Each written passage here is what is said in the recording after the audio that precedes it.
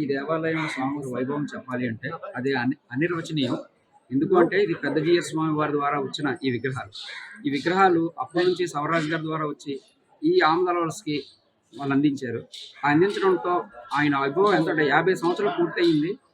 ఎక్కడ కూడాని ఏ ఆచారానికి కానీ, సాంప్రదాయంలో కానీ, పూజా వైభోగాలు కానీ ఎక్కడ కూడా ఎటువంటి లోటు లేదు. ప్రతి సంవత్సరం ధనుర్మాసంలో 30 రోజులు ఇక్కడ తిరుపతి కాలక్షేపం జరుగుతుంది.